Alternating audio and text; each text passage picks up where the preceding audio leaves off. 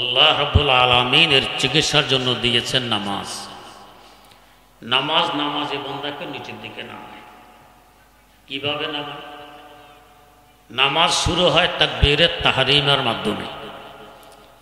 তাকবীরে তাহরিমের সময় উভয় হাত উপরের দিকে তুলতে হয়। কি পরিমাণ তুলব? এ ব্যাপারে 4 প্রকার হাদিস বর্ণিত। 1 নম্বর, মুসলিম শরীফে বর্ণিত ইলা ফুরুরে উযুনাইহি, কানের উপর পর্যন্ত হাত তুলবে, সহিহ হাদিস। 2 নম্বর, আবু দাউদ শরীফে বর্ণিত ইলা শাহামাতি উযুনাইহি, কানের লতি পর্যন্ত হাত তুলবে। 3 নম্বর, বুখারী শরীফে বর্ণিত হাদিস ইলাল মানকিব, কাঁধ পর্যন্ত হাত তুলবে। 4 নম্বর, সহিহ ইবনে খুজামায় বর্ণিত হাদিস ইলা সাদর, সিনা পর্যন্ত হাত তুলবে। 4 প্রকারের হাদিস বর্ণিত। এখানে একটি প্রাসঙ্গিক কথা, আমাদের আহলে হাদিস ভাইয়েরা, ওনাদের দাবি ওনারা হাদিস মানেন, আর আমাদের দোষ আমরা নাকি হাদিস মানি না। ওনারা নারী হোক আর পুরুষ হোক সিনা পর্যন্ত হাত তুলে হাত রেখে দেন। ইবনে খুজাইমার হাদিসের উপরে আমল করলেন। কাঁধ পর্যন্ত উঠানোর হাদিস বুখারীর বাদ দিয়ে দিলেন। কানের লতি পর্যন্ত উঠানোর হাদিস আবু দাউদ শরীফের বাদ দিয়ে দিলেন। কানের উপর পর্যন্ত উঠানোর হাদিস মুসলিম শরীফের বাদ দিয়ে দিলেন। 4 হাদিসের মধ্যে মানলেন একটি, ছাড়লেন 3টি। মানা বেশি না ছাড়া বেশি? ছাড়া বেশি। এবার আসুন আমরা কি করি? আমরা যারা মাযহাব মানি, ইমাম মানি, আমাদের ইমামগণ বলেন 4টি এত হাদিস একটিও ছাড়া যাবে না। এমনভাবে আমল করা লাগবে যাতে করে 4 হাদিসের উপরে আমল হয়ে যায়। লা ইলাহা ইল্লাল্লাহু ওয়াহদাহু লা শারীকা লাহু ওয়া নাশহাদু আন্না সাইয়্যিদানা ওয়া নাবিয়্যানা ওয়া মাওলানা মুহাম্মাদান আবদুহু ওয়া রাসূলুহু আরসালাহু বিল হাক্কি বাশীরান ওয়া নাযীরা ওয়া দা'iয়ান ইলাল্লাহি বিইযনিহি ওয়া সিরাজাম মুনীরা সাল্লাল্লাহু তাআলা আলাইহি ওয়া আলা আলিহি ওয়া আসহাবিহি ওয়া সাল্লামা তাসলিমান কাসীরান কাসীরা। আম্মা বা'দু ফাআউযু বিল্লাহি মিনাশ শাইতানির রাজীম।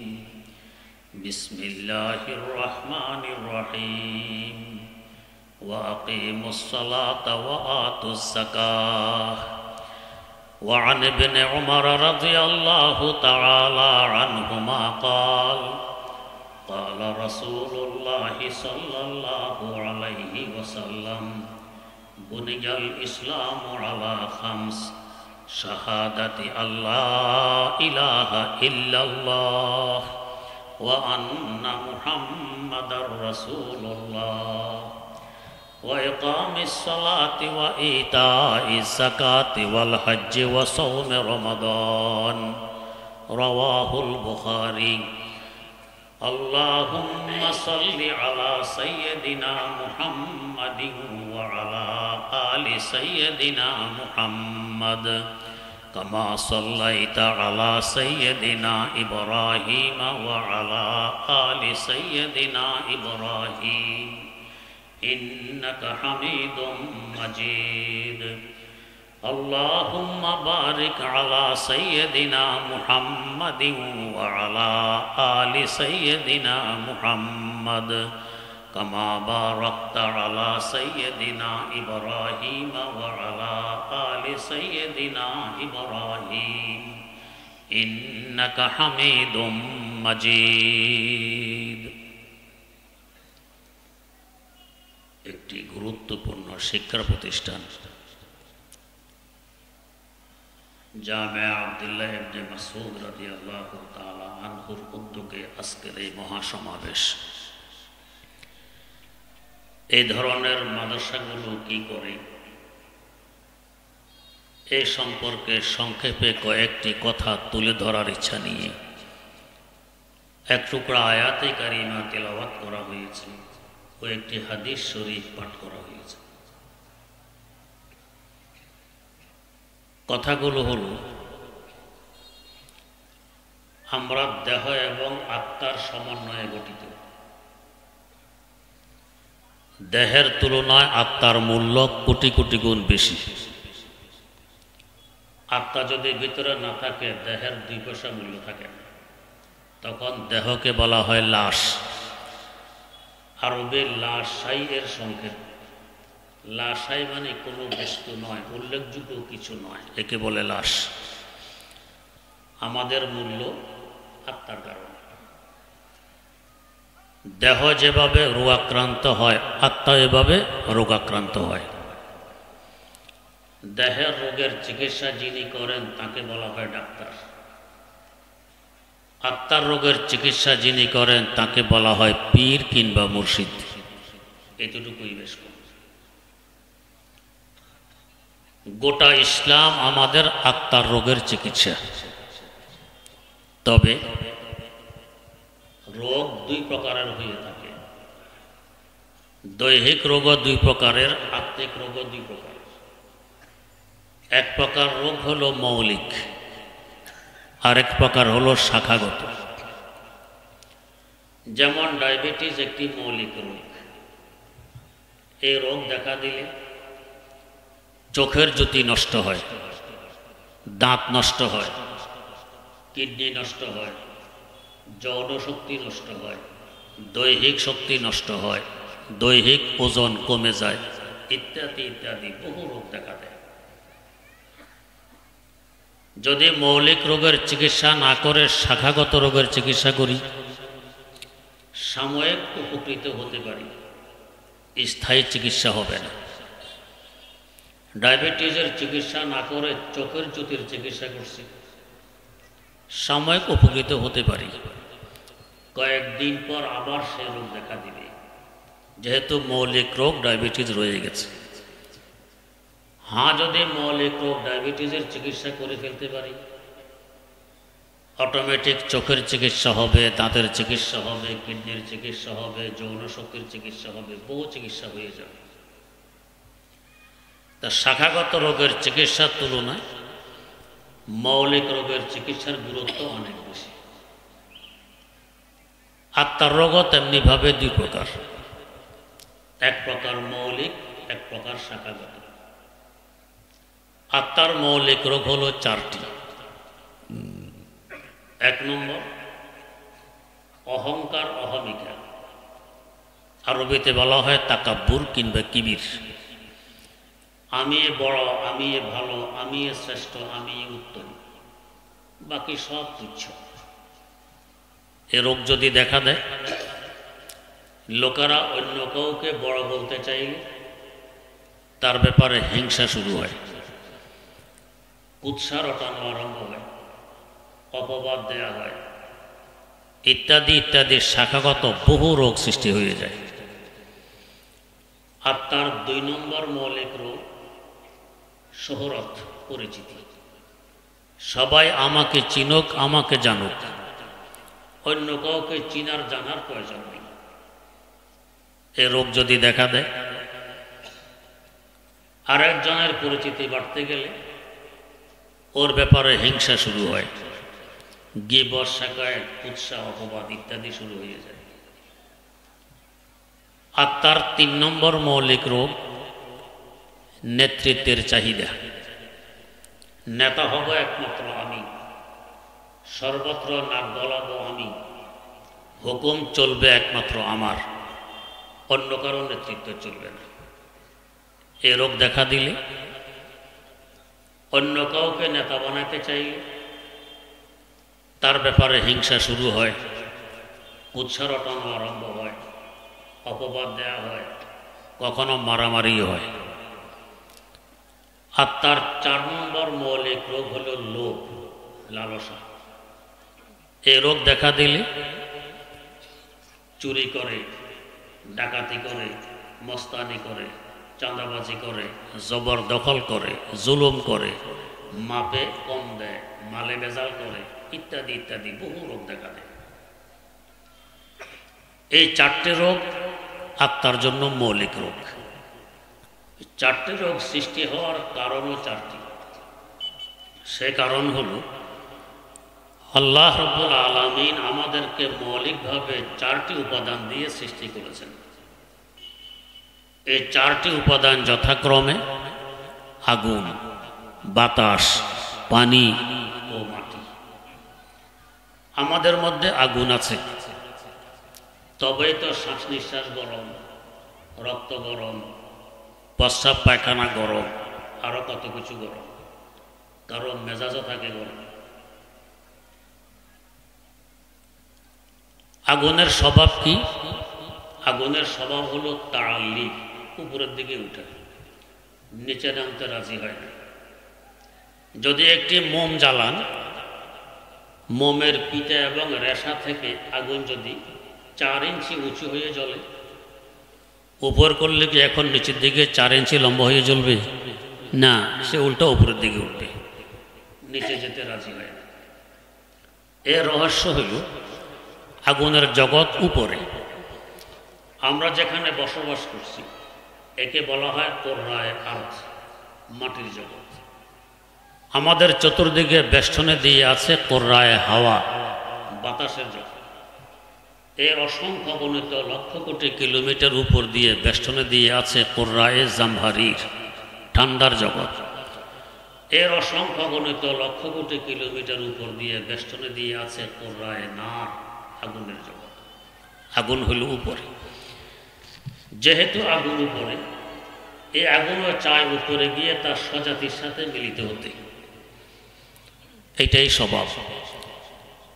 সকল জাতির সাথে থাকতে চায়, মিলিত হতে চায়। আপনারা দেখবেন কাক কাকের ঝাঁকে ওড়ে, কবুতর কবুতরের ঝাঁকে ওড়ে। কাকের ঝাঁকের ভিতরে কবুতর উঠতে দেখা যায় না, কবুতরের ঝাঁকের ভিতরে কাক উঠতে দেখা যায় না। সকল জাতি চায় নিজ জাতির সাথে মিলিত হতে। আল্লামা রুমির ভাষায় কুনাদে হার জিনসে বা হাম জিনসে পরবাজ, কবুতর বাজ বাবাস, জাগ বা জাগা কুনাদ আওয়াজ হা, বুলবুলা বা বুলবুলা পরওয়াজ হা। জিনসে হামর জিনসে হারা তাড়ালো কান্দ, জিনসে হামর জিনসে হারা জাজবন। তাই দেখবেন মোমেনের সম্পর্ক আরেক মোমেনের সাথে হয়, কাফের মুশরিক নাস্তিকের সম্পর্ক আরেক কাফের মুশরিক নাস্তিকের সাথে হয়। যদি দেখা যায় কোনো মুসলমান কাফের মুশরিক নাস্তিকের সাথে বন্ধুত্ব করতে চায়, মিলমিলাপ বেশি, বুঝতে হবে ঈমানের সমস্যা দেখা দিয়েছে। না হয় মুমিনের সাথে মুমিনের সম্পর্ক হবে, কাফের সাথে মুশরিকের সাথে হওয়ার কথা। আল্লামা রুমির ভাষায় মাইলে মুমিন সোয়ে মুমিন মিশাওয়াদ, মাইলে কাফের সোয়ে কাফের মিশাওয়াদ। আন্তরিক টান থাকে নিজ জাতির সাথে। তো যেহেতু আগুনের দেশ উপরে, সে চায় নিজ জাতির সাথে গিয়ে মিলিত হবে, উপরে উঠতে চায়। আমার আপনার মধ্যে সে আগুন থাকার কারণে তার প্রভাব আমাদের মধ্যে বিস্তার লাভ করেছে। আমরাও চাই উপরেই থাকি, সব থাকবে আমার নিচে, আমি থাকবো উপরে, যাকে অহংকার অহমিকা বলা হয়। চিকিৎসা করা লাগে উল্টা বস্তু দিয়ে, এলাজ বিজ্জত।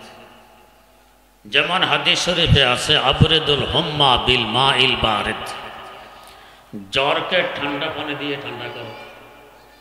জ্বর উঠলে দেহ গরম হয়, মাথায় পানি ডালো, টাওয়াল কিংবা গামছা ভিজিয়ে দিয়ে দেহ মুছে দাও। আর যদি জ্বর 105-6 ডিগ্রি পর্যন্ত হয়, বরফ দিয়ে ডেকে রাখো, গরমকে ঠান্ডা দিয়ে ঠান্ডা করতে হয়। আমাদের মধ্যে আগুন থাকার কারণে তার প্রভাব বিস্তার লাভ করেছে, চাই উপরের দিকে থাকতে। অহংকার অহমিকা আত্মার মৌলিক। আল্লাহ রাব্বুল আলামিন এর চিকিৎসার জন্য দিয়েছেন নামাজ। নামাজে বান্দাকে নিচের দিকে নামায়। কিভাবে নামায়? নামাজ শুরু হয় তাকবীরে তাহরিমের মাধ্যমে। তাকবীরে তাহরিমের সময় উভয় হাত উপরের দিকে তুলতে হয়। কি পরিমাণ তুলব? এ ব্যাপারে 4 প্রকার হাদিস বর্ণিত। 1 নম্বর, মুসলিম শরীফে বর্ণিত ইলা ফুরুরে উযুনাইহি, কানের উপর পর্যন্ত হাত তুলবে, সহিহ হাদিস। 2 নম্বর, আবু দাউদ শরীফে বর্ণিত ইলা শাহামাতি উযুনাইহি, কানের লতি পর্যন্ত হাত তুলবে। 3 নম্বর, বুখারী শরীফে বর্ণিত হাদিস ইলাল মানকিব, কাঁধ পর্যন্ত হাত তুলবে। 4 নম্বর, সহিহ ইবনে খুজামায় বর্ণিত হাদিস ইলা সদর, সিনা পর্যন্ত হাত তুলবে। 4 প্রকারের হাদিস বর্ণিত। এখানে একটি প্রাসঙ্গিক কথা, আমাদের আহলে হাদিস ভাইয়েরা, ওনাদের দাবি ওনারা হাদিস মানেন, আর আমাদের দোষ আমরা নাকি হাদিস মানি না। ওনারা নারী হোক আর পুরুষ হোক সিনা পর্যন্ত হাত তুলে হাত রেখে দেন। ইবনে খুজাইমার হাদিসের উপরে আমল করলেন। কাঁধ পর্যন্ত উঠানোর হাদিস বুখারীর বাদ দিয়ে দিলেন। কানের লতি পর্যন্ত উঠানোর হাদিস আবু দাউদ শরীফের বাদ দিয়ে দিলেন। কানের উপর পর্যন্ত উঠানোর হাদিস মুসলিম শরীফের বাদ দিয়ে দিলেন। 4 হাদিসের মধ্যে মানলেন একটি, ছাড়লেন 3টি। মানা বেশি না ছাড়া বেশি? ছাড়া বেশি। এবার আসুন আমরা কি করি? আমরা যারা মাযহাব মানি, ইমাম মানি, আমাদের ইমামগণ বলেন 4টি এত হাদিস একটিও ছাড়া যাবে না। এমনভাবে আমল করা লাগবে যাতে করে 4 হাদিসের উপরে আমল হয়ে যায়। তা কি করে সম্ভব? তা সম্ভব হবে বৃদ্ধাঙ্গুলের মাথা কানে লতি বরাবর তুলবে। এতে করে আবু দাউদ শরীফের বর্ণিত হাদিসের উপরে আমল হবে। অটোমেটিক অন্য আঙ্গুলগুলো উঠে যাবে কানের উপর পর্যন্ত। এতে করে মুসলিম শরীফে বর্ণিত হাদিসের উপরে আমল হবে। এতে করে হাতের তালু থাকবে কাঁধ বরাবর। বুখারী শরীফে বর্ণিত হাদিসের উপরে আমল হবে। আর এই উম্মতের নারীরা তুলবে সিনা বরাবর। নারী পুরুষ মিলে 4 হাদিসের উপরে আমল হবে, একটি হাদিসও বাদ যাবে না। আমরা 4টি মানলাম, একটিও বাদ দিলাম না, তারপর দোষ আমরা নাকি হাদিস মানি না।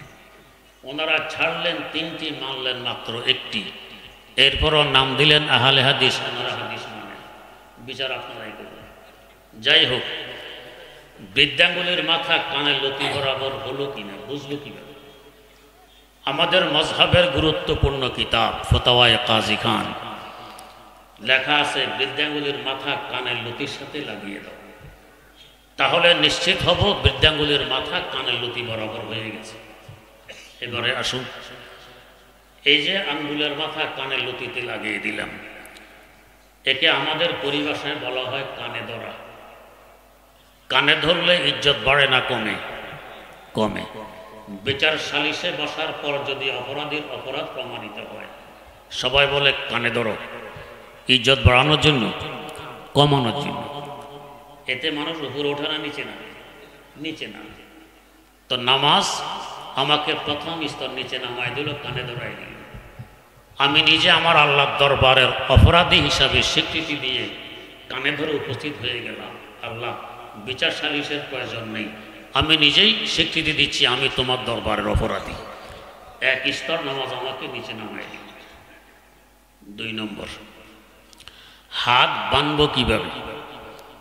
এ ব্যাপারেও 2 প্রকারের হাদিস বর্ণিত। 1 নম্বর, তিরমিজি শরীফে বর্ণিত হয়ে যায়। তা কি করে সম্ভব? তা সম্ভব হবে কনিষ্ঠ এবং বৃদ্ধাঙ্গুল দিয়ে বাম হাতকে ধরো, এতে করে তিরমিজি শরীফের ধরার হাদিসের উপর আমল হয়ে যাবে। অনামিকা, মধ্যমা এবং তর্জনী হাতের পিঠের উপর রেখে দাও, এতে করে আবু দাউদ শরীফে যা রাখার হাদিস এর উপরে আমল হয়ে যাবে। একসাথে উভয় হাদিসের উপরে আমল হয়ে যাবে। তো আমরা একটি হাদিসও ছাড়লাম না, 2টির উপরে আমল করলাম। এরপরও দোষ আমরা নাকি হাদিস মানি না। ওনারা অর্ধেক মানলেন, অর্ধেক ছাড়লেন, তারপরও নাম আহলে হাদিস, ওনারা হাদিস মানে। যাই হোক, এই যে আমি হাত ধরলাম, একে আমাদের পরিভাষায় বলা হয় হ্যান্ডকাপ লাগানো।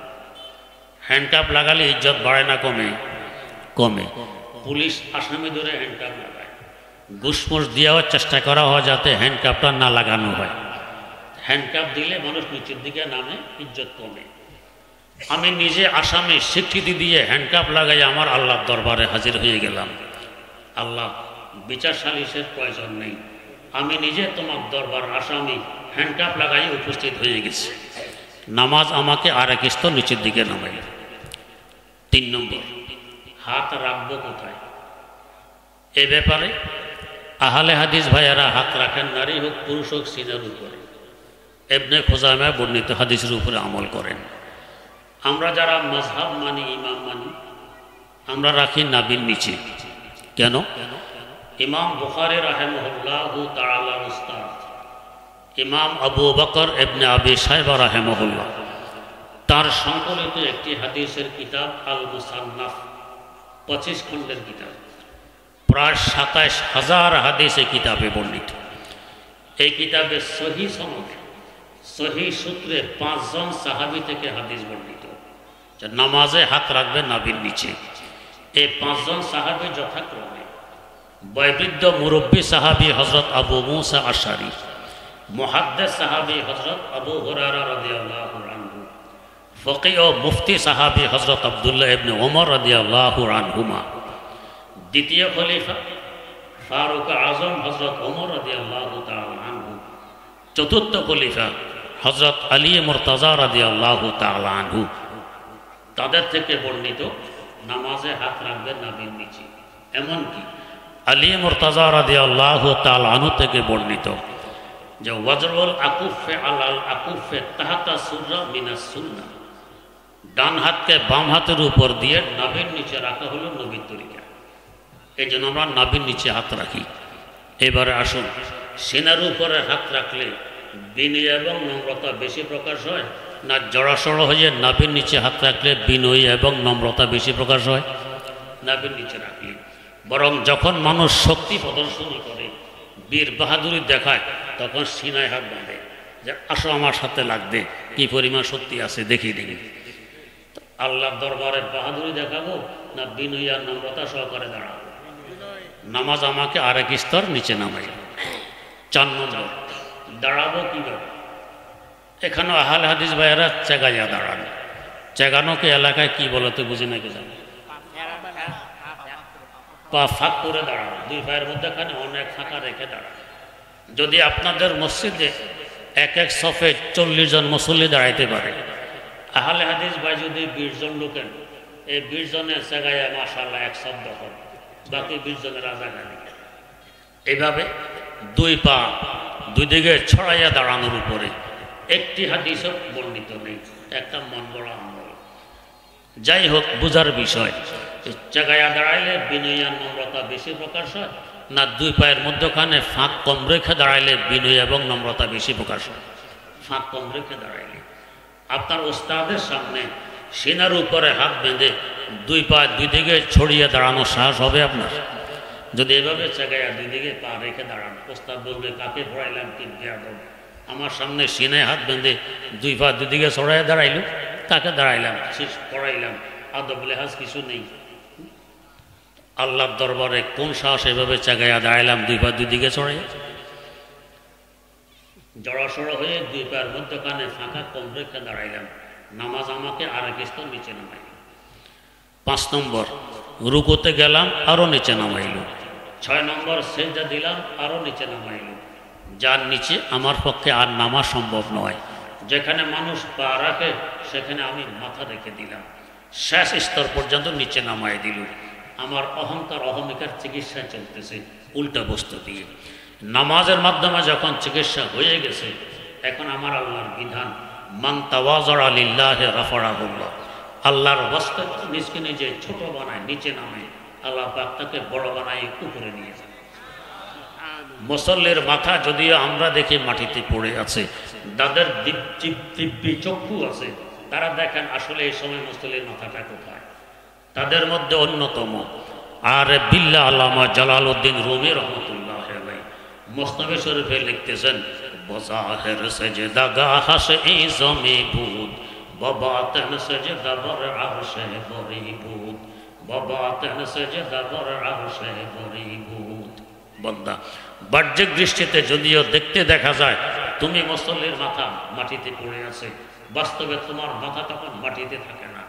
আল্লাহ রাব্বুল আলামিন মহব্বতের আকর্ষণ দিয়ে টেনে নামাজি বান্দার মাথাকে আরশের আল্লাহ তুলে নিয়ে যান, সেখানে নিয়ে তার কুদরতে কদমে ঠেকাইয়ে দেন, যার উপর আর উপর নেই। নামাজ আমাদের অহংকার অহমিকার চিকিৎসা করে। তা নামাজ দিনের একটি স্তম্ভ, না হয় ফরজ তো আরও আছে, 17 টাকা ফরজ, পর্দা করা ফরজ, সত্য কথা বলা ফরজ, শাখাগত রোগের চিকিৎসা করে, মৌলিক রোগের নয়। তো এগুলো স্তম্ভ নয়। নামাজ মৌলিক রোগের চিকিৎসা করে বিধায় নামাজ একটি স্তম্ভ। 2 নম্বর, আমাদের মধ্যে আছে বাতাস। বাতাসের স্বভাব কি? বাতাস যে আছে বিশ্বাস হয়? নাক দিয়ে গ্রহণ করি, আবার ত্যাগ করি, ফুসফুসের ভিতরে বাতাস। বাতাসের স্বভাব হলো পরিচিতি, সৌরভ, সারা দুনিয়া ঘুরে। বন্দি করে রাখতে চাইলেও পারবেন না। ফুটবলের ভিতরে, টিউবের ভিতরে বাতাসকে বন্দি করা হয়। চিরদিন বন্দি করে রাখা যায়? ফুস করে ছিদ্র করে বাতাস বেরিয়ে যায়, বন্দি থাকে না, সারা দুনিয়া ঘুরে। যে যত বেশি ঘুরে তার পরিচিতি তত বেশি হয়। দুয়ার জানালা বন্ধ করে ঘরের ভিতরে বসে থাকলে পরিচিতি হয় না। বাতাসের স্বভাব হলো পরিচিতি। আমার আপনার ভিতরে বাতাস থাকার কারণে ওই স্বভাব আমাদের মধ্যে বিস্তার লাভ করেছে। আমরা চাই পরিচিতি আমার বেশি হোক। আর সাধারণত এই পরিচিতির জন্য ব্যতিক্রম ধর্মী একটি অবস্থার প্রয়োজন হয়। যেমন ধরুন, এখানে আমরা টুপি পরিহিত অবস্থায় আছি, টুপিগুলো মাথার সাথে লেগে আছে। যদি কোনো এক ব্যক্তি একটি টুপি মাথায় দিয়ে এখানে আসেন, যার টুপি মাথার উপরে আরও 5 হাত লম্বা উঁচু, সবাই ওইদিকে তাকাবো কিনা, পরিচয় পাওয়ার চেষ্টা করব কিনা, লোকটিকে এত উঁচু টুপি মাথায় দিয়ে এসেছে। ব্যতিক্রম ধর্মী পোশাকের কারণে পরিচিত। আমরা সাধারণ পোশাক পরিহিত অবস্থায় আছি, কেউ যদি পোশাকে জরিমরি লাগাই এখানে ঢুকে ঝলমল ঝলমল করতেছে, সবাই সেদিকে তাকাবো, তার পরিচয় পাওয়ার চেষ্টা করব লোকটিকে। আল্লাহ রাব্বুল আলামিন এই পরিচিতি নামক যে একটি মৌলিক রোগ, এ রোগের চিকিৎসার জন্য দিয়েছেন হজ। কেন? হজে ব্যতিক্রম ধর্মে কোনো কাজ নেই, সব একরকম। ধনের যে পোশাক, গরিবের সেই পোশাক, 2 টুকরা সাদা কাফনের কাপড়। এই নয় যে আমি তো ধনী, আমার হবে প্যান্ট শার্ট আর টাই, তুমি গরিব, সিলাইবিহীন 2 টুকরা কাপড়, এটা হবে তোমার পোশাক, এটা সেখানে চলবে না। তেমনিভাবে বুলিও হবে, রাজার যে বলি প্রজারও সেই বলি। কি বলি? লাব্বাইক আল্লাহুম্মা লাব্বাইক, লাব্বাইক লা শারীকা লাকা লাব্বাইক, ইন্নাল হামদা ওয়ান নি'মাতা লাকা ওয়াল মুলক লা শারীকা লাক। এই নয় যে আমার তালবি একরকম হবে, তুমি গরিব, তোমার তালবি আরেক রকম হবে, এটা চলবে না। কাজও এক, সবাইকে তওয়াফ করা লাগবে, সাড়ি করা লাগবে, মিনা মুজদালিফা আরাফার অবস্থানে করা লাগবে। এই নয় যে আমি রাজা, আমার অবস্থান লাগবে না, তুমি প্রজা, তোমার অবস্থান লাগবে, সেখানে চলবে না। সেখানে সব এক। সেখানের অবস্থা হইল এক হি সফ মে খড়ে হো গয়ে মাহমুদ ইয়াস, এক হি সফ মে খড়ে হো গয়ে মাহমুদ ইয়াস, না কোই বন্দা রাহা और না কোই বন্দা নওয়াজ, না কোই বন্দা রাহা और না কোই বন্দা নওয়াজ। সব একসঙ্গে। আফসোসের সাথে বলতে হয়, আজ পশ্চিমা বিশ্ব মানবতার দণ্ডুরা পিঠে, ওরা সারা বিশ্বে নাকি মানবাধিকার প্রতিষ্ঠা করে। আমাদের দেশও দফতর খুলতে চায়, আমেরিকা মানবাধিকার প্রতিষ্ঠার দফতর। ফিলিস্তিনে মানবাধিকার প্রতিষ্ঠা করতে পারে না, এখানে করতে আসে। অধিকার লঙ্ঘন হয় এক জায়গায়, প্রতিষ্ঠা করে আরেক জায়গায়। চিন্তা করে, রোগী আপনার চিকিৎসা করে আমাকে, এটা মানবতার পরিচয় না পাগলামির পরিচয়? না, পাগলামির পরিচয়। যাই হোক, এখনো তাদের এলাকায় গিয়ে দেখুন, শ্বেতাঙ্গদের গির্জা ভিন্ন, কৃষ্ণাঙ্গদের গির্জা ভিন্ন। সাদা চামড়াওয়ালাদের গির্জায় কালো চামড়াওয়ালাদের ঢুকার নিষেধ, ঢুকলে মারামারি হয়। কিন্তু আলহামদুলিল্লাহ ১৫০০ বছর যাবৎ মুসলিম জাহানে মুসলমানেরা মসজিদে নামাজ আদায় করে জামাতের সাথে। এ পর্যন্ত একটি ঘটনা কি কোনো ইতিহাসে দেখাইতে পারবে যে কোনো সাদা চামড়াওয়ালা নিষেধ করেছে তোমার চামড়া কালো, আমার পাশে দাঁড়াইতে পারবে? কোনো একটি ঘটনা দেখাইতে পারবে না। আমাদের ইসলামের শান এক হি সফ মে খড়ে হো গয়ে মাহমুদ ইয়াস, এক হি সফ মে খড়ে হো গয়ে মাহমুদ ইয়াস, না কোই বান্দা রাহা আর না কোই বান্দা নওয়াজ। হজ আমার পরিচিতির চিকিৎসা করে, তাই হজ একটি স্তম্ভ। তবে প্রত্যেক বস্তু দ্বিমুখী হয়, ভালো কাজেও ব্যবহার করা যায়, মন্দ কাজেও ব্যবহার করা যায়। একখানা ছুরি কোরবানির দিন বিসমিল্লাহ আল্লাহু আকবার বলে কোরবানির পশুর গলায় চালিয়ে দিলে ইবাদত হয়, আর এই ছুরি একজন মানুষের গলা চালাইলে এটা গুনাহ হয়। মসজিদে ঢুকা, এক ব্যক্তি মসজিদে ঢোকে আল্লাহকে সেজদা দিয়ে আল্লাহর নৈকট্য লাভ করার উদ্দেশ্যে, এটা ইবাদত হয়। আরেক ব্যক্তি মসজিদে ঢোকে, মুসল্লিরা সেজদা গেলে জুতা নিয়ে পালিয়ে যাবে, এটা গুনাহ হয়। উভয়জনে মসজিদে ঢুকেছে, একজনে ঢুকে ইবাদত, আরেকজনে ঢুকে গুনাহ। হজটাও এরকম, চাইলে পরিচিতির চিকিৎসা হিসাবে ব্যবহার করতে পারি, চাইলে পরিচিতির উপকরণ হিসাবেও ব্যবহার করতে পারি। আল্লাহ ক্ষমা করুন, তাই দেখা যায় হজে যাওয়ার সময় নেটে কিংবা পত্রিকায় ফটো দিয়ে আমি হজে রওনা করতেছি অমুক তারিখে, আপনাদের কাছে দোয়া প্রার্থী। হজ থেকে ফিরে আসার পর আবার নেটে কিংবা পত্রিকায় আপনাদের দোয়ায় আমি হজ করে ফিরে এসেছি, আপনাদের কৃতজ্ঞতা প্রকাশ করি। দোয়া চাওয়ার, কৃতজ্ঞতার প্রকাশ করার আর জায়গা ছিল? যে হজ ছিল পরিচিতির চিকিৎসা, হজকে ব্যবহার করতেছি পরিচিতির উপকরণ হিসাবে। তাই আমার দুইটি শের আফসোসের সাথে আমি মাঝে মধ্যে পড়ি, কারবা বেগেয়া যাহা কি খাহেশ না গয়ে, কারবা বেগেয়া যাহা কি খাহেশ না গয়ে, জমজম भी पिया गर्मी ये आतिश न गई, जमजम भी पिया गर्मी ये आतिश न गई, काबा पे गया बुत की मोहब्बत न गई, जमजम भी पिया किब्र नबूवत न गई, जमजम भी पिया किब्र नबूवत न गई। জগতের শ্রেষ্ঠতম ফজিলতপূর্ণ জায়গা কাবা শরীফে পৌঁছলাম, কিন্তু এখন আমার অহংকার, অহমিকা আর পরিচিতির চাহিদা বিসর্জন দিতে পারলাম। শ্রেষ্ঠতম পানীয় বস্তু জমজম কূপের পানি পান করে আসলাম, এরপরও আমার রাগ, গুসা, অহংকার, অহমিকার আগুন নিবারণ করতে পারলাম, পরিচিতির জন্য ব্যবহার করতেছি। 3 নম্বর, আমাদের মধ্যে আছে পানি। পানির স্বভাব কি? পানির স্বভাব হলো হর কুজা পোস্তে আবা যা রাবাদ, হর কুজা দর্দে দাওয়া আজা রাওয়াত। যেখানে নিচু জায়গা পানি সেখানে গিয়ে হাজির হয়। বাঁধ দিয়েও দৌড় রাখতে পারবেন না, হয়তো বাঁধ ভাঙবে, না হয় ছিদ্র করবে, কিছু করতে না পারলে চুয়ায় চুয়ায় হলো নিচু জায়গায় গিয়ে উপস্থিত হবে। তার মানে সুযোগ পেলে আমি এখানে নাক গলাবো, নেতৃত্ব চলবে আমার, সব জায়গায় দখলদারি চলবে।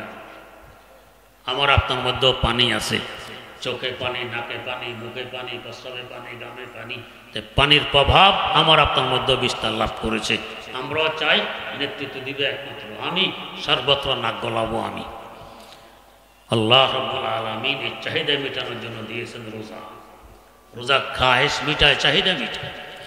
প্রচন্ড গরম, দুপুর বেলা খুব পিপাসা, ঠান্ডা পানি ফ্রিজে আছে, সুস্বাদু শরবত ফ্রিজে আছে। রোজা বলে তোমার খাহেশ মেটানো যাবে না, এই চাহিদা পূরণ করা যাবে না, তুমি রোজাদার। লম্বা দিন, বিকেল হয়ে গেছে, প্রচন্ড ক্ষুধা, সুস্বাদু খাবার পাকানো আছে, মন চায় পেট বোঝাই করে ফেলে। রোজা বলে তোমার এই চাহিদা পূরণ করা যাবে না, তুমি রোজাদার। খাহেশ আর চাহিদা চিকিৎসা করে রোজা, যাকে নেতৃত্ব বলা হয়। তাই রোজা একটি স্তম্ভ, নেতৃত্বের চিকিৎসা করে। 4 নম্বর, আমার আপনার মধ্যে আছে মাটি। মাটির স্বভাব কি? মাটির স্বভাব হলো শামসে চোমের দাজমে রাগার মাকারদ, পজমে জুমলা হাদাস হারা বখরদ, পজমে জুমলা হাদাস হারা বখরদ। সব কিছু মাটির নিজের বানাই ফেলি। আমাদের আদি পিতা আদম আলাইহিস সালাম থেকে নিয়ে আজ পর্যন্ত অসংখ্য কোটি কোটি মানুষকে মাটি হজম করে মাটি বানাই ফেলেছে। এগুলো আমার, এমনকি পচা, গান্দা, নাপাক বস্তু পর্যন্ত মাটি ছাড়তে রাজি নয়। এটাকেও হজম করে মাটি নিজের বানায়, মাটি বানায়, সব আমার, মাটি বানাই ফেলে। আমার আপনার মধ্যে মাটি থাকার কারণে তার প্রভাব বিস্তার লাভ করেছে, সারা দুনিয়া হবে আমার, যাকে বলে লোভ। এক দুনিয়া আমার হলে আরেক দুনিয়া লাগবে, এই লোভের কোনো সীমা নেই। এমন মানুষও আমার সামনে আছে, ছেলে নেই, মেয়ে নেই, স্ত্রীও মারা গেছে, এরপরও চাঁদাবাজি এখনো বন্ধ নেই। 8 তলা বাড়ি 2টি নির্মাণ করেছে, আরো বাড়ি লাগবে, কে থাকবে আল্লাহ ভালো জানেন। এই মাটির স্বভাব, লোভ আমাদের মধ্যে বিস্তার লাভ করেছে। উল্টা বস্তু দিয়ে চিকিৎসা, এর জন্য আল্লাহ পাক দিলেন যাকাত। লোভ বলে সম্পদ আমার দিকে আসুক, যাকাত বলে বিপরীত দিকে যাক, লোভের চিকিৎসা হয়। আমরা অনেকে ভয় পাই যাকাত দিলে সম্পদ কমে যাবে, আমার আল্লাহ বলেন তার বিপরীত, ইয়ামহাকুল্লাহু রিবা ওয়া ইউরবিস সাদাকাত। সুদ সম্পদ নষ্ট করে, ধ্বংস করে দেয়, আর দান খয়রাতে সাদাকা বাড়াইয়ে দেয়, সম্পদ বাড়াইয়ে দেয়। বাড়ায় দেয় তো দেয়, তার পাশাপাশি বাকি সম্পদের হেফাজত করে এবং এই সম্পদ শান্তি বয়ে নিয়ে আসে। একটি ঘটনা বলছি। শাইখুল হাদিস আল্লামা জাকারিয়া রহমতুল্লাহ আলাইহি আবৃত্তিতে লিখেছেন, ভারতবর্ষের 2য় বৃহত্তম মাদ্রাসা সাহারানপুর মাদ্রাসা। এই মাদ্রাসার কেশিয়ার ছিলেন একজন দিনদার আমানতদার মানুষ। তিনি কথা বলার সময় ফাঁকে ফাঁকে বলতেন আল্লাহকে ফজল সে, আল্লাহর মেহেরবানি। এটা কথার বার্তা। আমরা কথা বলার সময় কেউ ফাঁকে ফাঁকে বলি বুঝতে পেরেছেন তো, কে বলি বুঝাইতে পারলাম তো, কে বলি বুঝেছেন তো, এ কথার বার্তা। উনিও ফাঁকে ফাঁকে বলতেন আল্লাহকে ফজল সে। একদিন সকালে মাদ্রাসায় এসে মাদ্রাসার ওস্তাদদের সামনে বলতেছেন, আজ রাত তো আল্লাহ কে ফজল সে আল্লাহ কা গজব হো গয়া। আজ রাত তো আল্লাহর মেহরবানিতে আল্লাহর গজব হয়ে গেছে। সবাই হেসে দিলেন, মেহরবানিতে তো রহমত আসে, মেহরবানিতে গজব হয় কিভাবে? প্রশ্ন করলেন, कैसे আল্লাহ কে ফজল সে আল্লাহ কা গজব হো গয়া, কিভাবে আল্লাহর মেহরবানিতে আল্লাহর গজব হয়ে গেল? তো বললেন, मैं सोया था, खटखट आवाज से मेरी नींद टूट गई। আমি ঘুমিয়েছিলাম, খটখট আওয়াজে আমার ঘুম ভেঙে যায়। ঘুম ভাঙার পর দেখে 4-5 জন মানুষ আমার আলমিরার তালা ভাঙার চেষ্টা করছে, মানে চোর ঘরে ঢুকেছে। এই মুহূর্তে আমরা কি করতাম? চোর চোর বলে দিতাম চিৎকার। কিন্তু আল্লাহর বান্দা করলেন কি, আরে ভাই এটার ভিতরে তো আমার টাকা আছে, মাদ্রাসার টাকাও আছে, এলাকার বহু মানুষের আমানতের টাকা আছে, জানাই দিলেন। আমরা হলে কি বলতাম, ভাই কষ্ট করে তালা ভাঙলে কি লাভ হবে, আমি গরিব মানুষ, ভিতরে কিছু নেই। কিন্তু উনি জানাই দিলেন টাকা বোঝাই, আমার টাকা আছে, মাদ্রাসার টাকা আছে, এলাকার বহু লোকের আমানতের টাকাও আছে। শুনাই দিয়ে বলে, আলবাত্তা ইয়ে তালা নেই তো নেকা, তবে এই তালা ভাঙার না। তোমাদের আব্বাকে যদি ডেকে নিয়ে আসো ভাঙতে পারবে না। কেন? তো इसलिए कि मैं যাকাত আদা কিয়া করতা হুঁ, এই জন্য যে আমি যাকাত আদায় করি, অতএব আমার সম্পদের হেফাজত আমার আল্লাহ করবেন, তোমরা ভাঙতে পারবে না। এই কথা বলে আমি ঘুমিয়ে পড়ি। চোর ঘরে রেখে কে ঘুমায় চিন্তা করেন? কি আস্থা আমার আল্লাহর উপর, যেমন মজবুত ঈমান। তো ভোর রাত্রে আবার সজাগ হয়ে দেখি এরা এখন আর চেষ্টা অব্যাহত আছে, তালা ভাঙার চেষ্টা। আবারও বললাম, বা এটার ভিতরে আমার টাকা আছে, মাদ্রাসার টাকা আছে, এলাকার বহু লোকজনের আমানতের টাকাও আছে, তবে এই তালা ভাঙার নয়, যেহেতু আমি যাকাত আদায় করি। এটা শুনাই দিয়ে আমি চলে গেছি মসজিদে নামাজ পড়তে। চোর ঘরে রেখে কে মসজিদে যায়? তো ফজর নামাজ টামাজ পড়ে ঘরে ফিরে দেখি এরা কেউ নেই, আমার তালাও ঠিক, আলমিরাও ঠিক, টাকা পয়সাও ঠিক, কিছু নিতে পারে। এইটাই বললেন, আজ রাত তো আল্লাহকে ফজল সে আল্লাহ কা গজব হো গিয়া। তো দান করলে, যাকাত দিলে, বাকি সম্পদের হেফাজত আমার আল্লাহ করেন। এই 4টি হলো মৌলিক রোগের চিকিৎসা। আর চিকিৎসা ফলপ্রসূ কখন হবে? যখন আমার ভিতরে রূহ থাকবে তখন। রূহ নেই, মৃতদেহকে হাজার চিকিৎসা করলে লাভ হবে। এই রূহ হইল ঈমান। ঈমান ভিতরে থাকবে, এরপরে 4টি আমল করব, মৌলিক রোগের চিকিৎসা হবে, আমার আত্মা হবে বিশুদ্ধ। ঈমান নেই, চিকিৎসা লাভ হবে। তবে চিকিৎসা করতে হয় বিজ্ঞ ডাক্তারের মাধ্যমে। নিজে নিজে চিকিৎসা করতে গেলে অনেক সময় হিতে বিপরীত হয়। আজকে আমি বলেছি, আমার গাড়ির ড্রাইভার দাঁতে ব্যথা, ডাক্তারের কাছে গিয়ে দাঁত তুলে এসেছে, ঘরে এসে দেখে এখনো রক্ত বন্ধ হয়নি। নিজে নিজে চিকিৎসা করছে। কি চিকিৎসা? তুলার মধ্যে স্যাভলন দিয়ে দাঁতের নিচে রেখে চাপা দিয়ে বসে আছে 10 মিনিট। দাঁত উঠানোর জন্য যে অবশ করেছিল তার টের পাচ্ছিল না কি হচ্ছে ভিতরে ভিতরে। অবর যখন শেষ, এখন দেখে স্যাভলনের গালের ভিতরে চামড়া গোস্ত সব জ্বালিয়ে সাফার করে ফেলেছে। এখন খাওয়া দাওয়া বন্ধ, ব্যথায় অস্থির, দাঁত পর্যন্ত লাগাইতে পারে না। কয়েকদিন সে খেতে পারেনি, দুর্বল হইতে হইতে হাঁটাও তার জন্য কঠিন ছিল। কেন এই দশা ঘটল? নিজের চিকিৎসা নিজে করতে গেছে। ডাক্তারের মাধ্যমে চিকিৎসা করতে গেলে ডাক্তার বলতো যে স্যাভলন তুলে লাগাইয়ে দাঁতের নিচে দিয়ে বসে থাকো, কোনোদিনও বলতো না। তো এই আমলগুলিও চিকিৎসা তো ঠিক, বিজ্ঞ ডাক্তারের পরামর্শ ক্রমে করলে অধিক ফল পাওয়া যায়। কলিকাতা আল্লাহর এক বান্দা ছিল, সুন্দর নামাজ পড়ত, প্রসিদ্ধ, চতুর্দিকে এই লোকটা নামাজ সুন্দর পড়ে, দূর দূর থেকে মানুষ তাকে দেখতে আসত। একবার হাকিম মুহাম্মদ মুজাদ্দিদুল মিল্লাত হযরত শাহ আশরাফ আলী থানভী রহমতুল্লাহ আলাইহি কলিকাতায় আসেন। ওনারা কৌতূহল হইল, আমিও লোকটিকে একটু দেখে আসি, কেমন লোক, সুন্দর নামাজ পড়ে। লোকটি নামাজ পড়তো কলিকাতা আলিয়া মাদ্রাসার মসজিদ। হযরত থানভী এখানে আসলেন। হযরতকে দেখে নামাজ পড়ানোর জন্য কোনো ইমাম সাহস পাচ্ছিলেন না। বাধ্য হয়ে হযরতকে পড়াইতে হইল, 2 রাকাত নামাজ পড়াই দিলেন। নামাজ শেষে ওই সুন্দর নামাজওয়ালা লোকটি দাঁড়াইয়ে বলল যে আমি প্রসিদ্ধ, মানুষ বলা বলি করে আমি সুন্দর নামাজ পড়ি, আমার কানও এই কথাগুলো বাড়ি যায়, মানুষ আমাকে দূর দূর থেকে সফর করে দেখতে আসে, আমার নলেজে আছে। মাওলানা থানভী আজ আমাকে দেখতে এসেছে এই মসজিদে, কিন্তু আজ যে তিনি 2 রাকাত নামাজ পড়লেন, শুধু এই 2 রাকাত নামাজ যদি তিনি আমাকে দিয়ে দিতে রাজি হন, আমি আমার সারা জীবনের সকল সুন্দর নামাজ তাকে দিয়ে দিই। কেন ওই 2 রাকাতের এত দাম?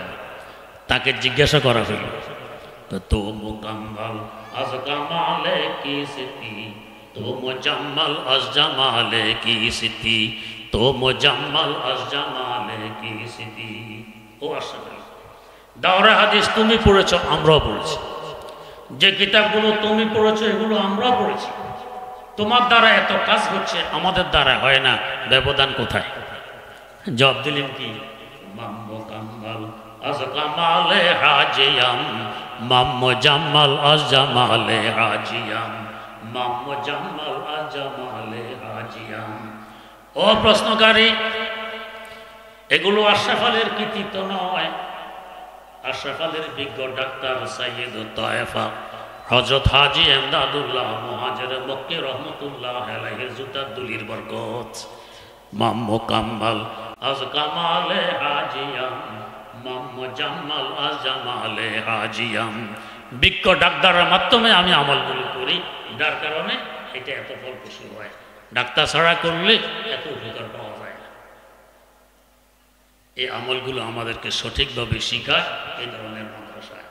এগুলো হলো চিকিৎসা কেন্দ্র, এরা আত্মার চিকিৎসা করে। দেহ থেকে আত্মার মূল্য যে পরিমাণ বেশি, দেহের চিকিৎসার তুলনায় আত্মার চিকিৎসার মূল্য এই পরিমাণ বেশি। কেউ দেহের চিকিৎসা করে ডাক্তার, নিয়ত যদি ভালো থাকে অনেক সওয়াব।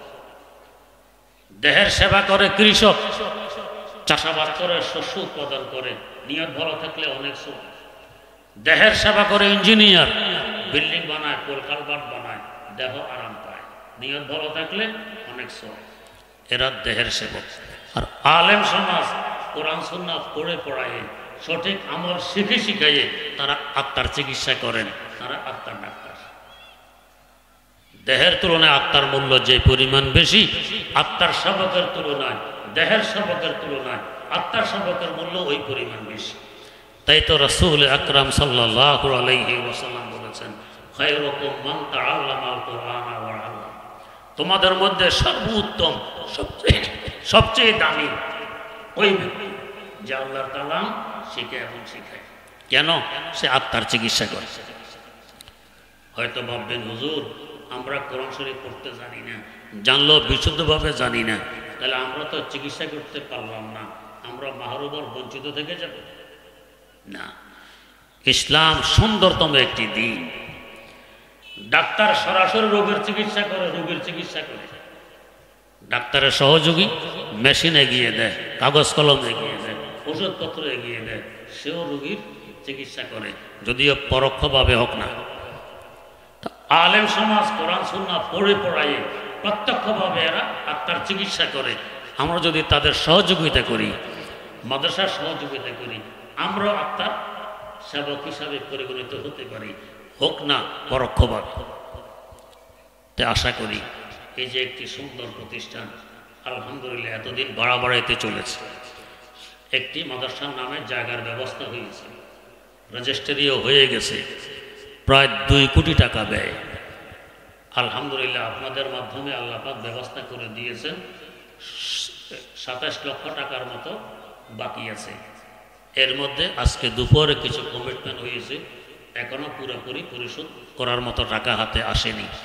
আশা করি আপনারা সকলেই এর মধ্যে শরীক থাকবেন, ইনশাআল্লাহ আপনার রুহের সেবক হিসাবে পরিগণিত হতে পারবেন। আল্লাহ পাক আমাদের সকলকে তৌফিক দান করুন। এই বদরি সদস্যের ফরম আসেনি সবাই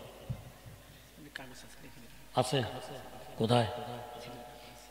ও ওই পাশে বদরের সদস্য হওয়ার জন্য ফরম রাখা আছে, আমরা লিখে দিই। নিজে মাসে যত দিতে পারি, দরামাদা নেই, 100 দেই, 500 দেই, 1000 দেই, 10,000 দেই, নিজে ইচ্ছাপূর্বক ইচ্ছা করে। ফিদ দুনিয়া হাসানাতাও ওয়া ফিল আখিরাতি হাসানাতাও ওয়া কিনা আযাবান নার। রব্বিরহামহুমা কামা রব্বায়ানি সগীরা। রব্বিরহামহুমা কামা রব্বায়ানি সগীরা। আল্লাহুম্মা আ'ইন্না আলা যিকরিকা ওয়া শুকরিকা ওয়া হুসনি ইবাদাতিক ওয়া আলা তিলাওয়াতি কালামিক আনা আল-লাইলি ওয়া আতরাফান নাহার ওয়াজআলহু লানা ইমামান ওয়া নূরান ওয়া হুজ্জাতান ইয়া রাব্বাল আলামিন। আল্লাহুম্মা কফিনি বিহালালিকা আন হারামিক ওয়া আগনিনি বিফজলিকা আম্মান সিওয়াক। রব্বুল আলামিন, কতগুলো গুনাহগার মানুষ গভীর রাত জামে আব্দুল্লাহ ইবনে মাসউদের মাহফিলে বসে বুক ভরা আশা নিয়ে কাঙ্গালের ন্যায় তোমার দুয়ারে হাত পেতেছি। মাওলায়ে কারীম, জিন্দেগির সমস্ত গুনাহগুলো ক্ষমা করে দাও। আয় আল্লাহ, ভবিষ্যতের সর্বপ্রকার গুনাহ খাতা অন্যায় অপরাধ থেকে হেফাজত ফরমাও। আয় আল্লাহ, যেভাবে চললে বললে এবং করলে তুমি খুশি হও, আমাদের সকলকে সেভাবে চলার, বলার এবং করার তৌফিক দান করো। সুন্নত তরিকা অনুযায়ী জীবন পরিচালনা করার তৌফিক দাও। রব্বুল আলামিন, মওত পর্যন্ত সিরাতে মুস্তাকিমের উপর অটল রাখো। তোমার যে সমস্ত বান্দারা ইখলাসের সাথে দান করেছে, সকলের দানগুলোকে কবুল করে নাও। দানের খাতিরে আয় রোজগারে বরকত দান করো। বিপদ আপদ থেকে হেফাজত ফরমাও। দুনিয়া ও আখিরাতে সুখময় জীবন নসিব করো। মনের সকল জায়েজ আশা আকাঙ্ক্ষাগুলোকে পূরণ করে দাও। আরও বেশি বেশি তোমার দ্বীনের খেদমত করার তৌফিক নসিব করো। আয় আল্লাহ, অত্র মাদ্রাসা খানকে কিয়ামত রাত পর্যন্তের জন্য কবুল করে নাও। দৈনন্দিন উন্নতি নসিব ফরমাও। যত প্রয়োজন আছে গায়েবী খাজানা থেকে পূরণ করে দাও। আয় আল্লাহ, যে ঋণগুলো আছে অতি সহজে ঋণ পরিশোধ করার ব্যবস্থা করে দাও। আরও বড় জায়গার প্রয়োজন, তোমার জমিন বড় প্রশস্ত, এই জমিনে জায়গার কোনো অভাব নেই। মেহেরবানি করে বড় এক টুকরা জায়গার ব্যবস্থা করে দাও। প্রশস্ত ভবনের ইন্তজাম করে দাও। এই মাদ্রাসাকে দ্বীনের মজবুত একটি কিল্লা এবং ঘাঁটি হিসাবে কবুল করে নাও। এখান থেকে ইলমের নূর এবং হেদায়েতের জ্যোতি দুনিয়ার আনাচে কানাচে ছড়িয়ে দাও। এলাকাবাসীর অন্তরে মাদ্রাসার গুরুত্ব এবং মহব্বত ঢুকিয়ে দাও।